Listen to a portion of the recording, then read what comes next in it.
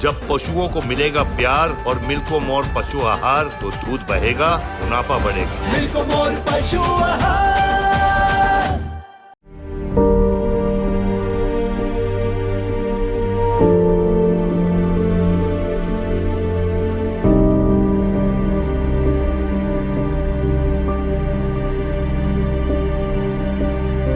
उत्तर प्रदेश में एक जिला है हाथरस।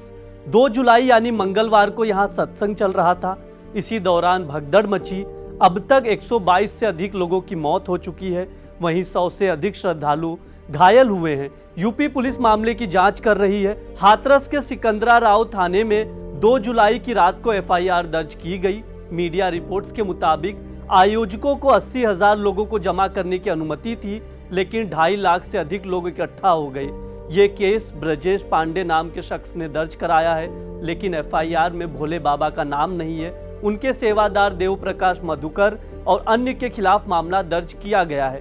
भारतीय न्याय संहिता 2023 की धारा 105, 110, 126(2), 238 और 223 के तहत केस दर्ज हुआ है। ऐसे में सवाल ये उठता है, क्या कार्यक्रम के लिए परमिशन ली गई थी? अगर परमिशन ली भी गई थी तो कितने लोगों की? परमिशन लेने की पूरी प्रक्रिया क्या है? अगर परमिशन से ज्यादा लोग कार्यक्रम में आ जाते हैं तो इसके लिए कौन जिम्मेदार होगा? एफआईआर में जो धाराएं लगाई गई हैं उसमें कितनी सजा हो सकती है? सब कुछ समझेंगे। नमस्ते, मेरा नाम ब्रिज द्विवेदी है। आप देख रहे हैं दैनिक जागरण।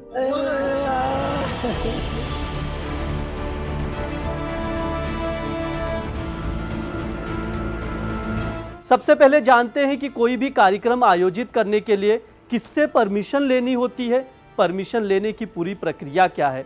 इसके लिए हमने सुप्रीम कोर्ट के वकील रुद्र विक्रम सिंह से बात की। उन्होंने क्या बताया, सुनिए। देखिए, सत्संग या फिर कोई भी ऐसा आयोजन जिसमें भीड़ आने की आशंका हो, कुछ एक संख्या है कि जिसमें भीड़ आ सकती है, तो उसके लिए लोकल प्रशासन की अनुमति बेहद आवश्यक होती है।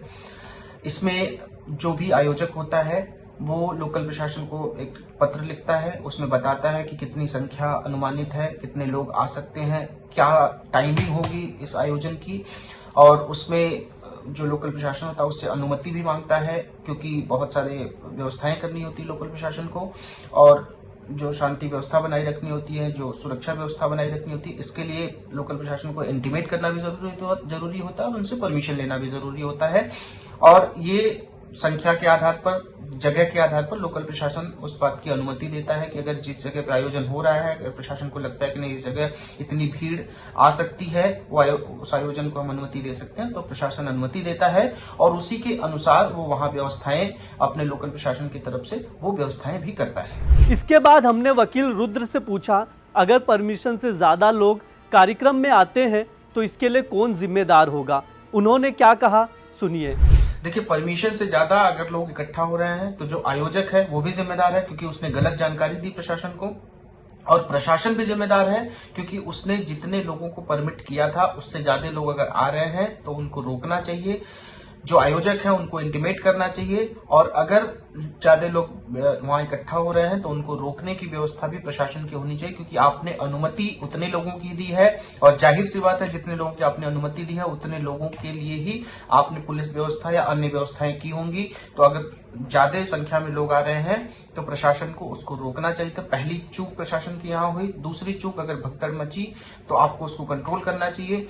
तीसरी जो बात आप कह रहे हैं कि कितने लोगों में कितनी संख्या बल वहां पे उपस्थित होनी चाहिए लोकल प्रशासन की, तो देखिए इसमें कोई ऐसा स्टैंडर्ड नहीं है, ऐसा कोई मानक नहीं है, ऐसा कोई रूल भी नहीं है पुलिस नियमावली में कि इतने लोगों पर इतनी संख्या होती है। लेकिन जो इंटरनेशनल एक स्टैंडर्ड है उसमें ऐसा माना जाता है कि अगर 100 लोगों की भीड़ है तो 100 लोगों में एक जो है सुरक्षा कर्मी वहां पे होना चाहिए, चाहे वो प्राइवेट सुरक्षा कर्मी हो, अगर कोई आप प्राइवेट आयोजन कर रहे हैं, या फिर अगर कोई ऐसा पुलिस की सुरक्षा आपको मिली हुई है, तो कम से कम 100 लोगों पर एक व्यक्ति वहां पे होना चाहिए। तभी आप किसी भी ऐसी भीड़ को आप कंट्रोल कर सकते हैं और वहां की न्याय व्यवस्था, सुरक्षा व्यवस्था को आप बनाए रख सकते हैं। इस मामले में एफआईआर तो दर्ज हो गई है, लेकिन इसमें बाबा का नाम नहीं है। उनके सेवादार और अन्य के खिलाफ भारतीय न्याय संहिता के विभिन्न धाराओं के तहत केस दर्ज हुआ है।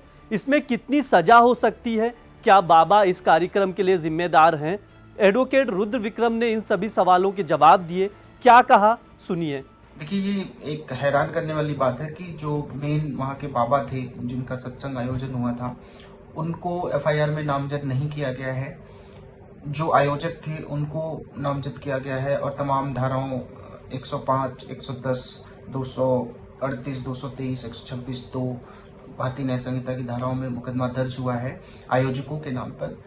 और हालांकि जब आप एफआईआर पढ़ेंगे तो उसमें बाबा का भी जिक्र किया गया है, लेकिन नामजद उनको किया जाना चाहिए था। बिल्कुल वो इसके लिए उत्तरदायी हैं। जो हादसा हुआ, जो मैं कहूँगा कि नरसंहार हुआ है, वो उसके उत्तरदायी, जितना आयोजक उत्तरदायी हैं उतने ही सत्संग करने वाले वहाँ के जो बाबा थे या अन्य लोग थे वो भी उत्तरदायी हैं।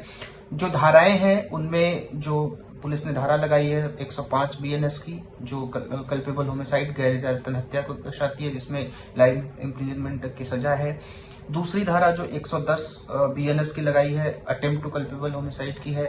3 धाराएं और 238, 223 और 126 2 पुलिस ने इसमें लगाई है, जिसमें 238 में भी 7 साल तक की सजा है। तो मैक्सिमम पनिशमेंट इसमें जो हम कह सकते हैं कि लाइफ इम्प्रिजनमेंट तक की है, लेकिन मुझे लगता है कि जो 7 साल मिनिमम सजा है, जो कल्पेबल होमिसाइड की मिनिमम 5 साल की सजा है, 5 साल से 10 साल तक की मैक्सिमम सजा इन लोगों को हो सकती है। जब ये मामला देखते हैं कि न्याय संहिता आने के बाद स्पीड ट्रायल हो सकता है इस मामले में हो, क्योंकि भारतीय न्याय संहिता में ये प्रोविजन है कि अदालतें जब चाहेंगी तो स्पीडी ट्रायल कर सकती हैं। तो मुझे लगता है इस मामले, ये शायद पहला मामला हो भारतीय न्याय संहिता के अंतर्गत जिसका स्पीडी ट्रायल होना चाहिए। इस पूरी घटना के लिए जिम्मेदारों की जवाबदेही तय करने की भी दिशा में आगे कार्रवाई की जा रही है, जिसमें कुछ विशेष दल बनाए गए हैं जिनमें अलग अलग जनपदों में उनकी कार्रवाई अब प्रारंभ होगी और प्रारंभिक जांच के बाद आगे की कार्रवाई को हम लोग आगे बढ़ाने का कार्य करेंगे।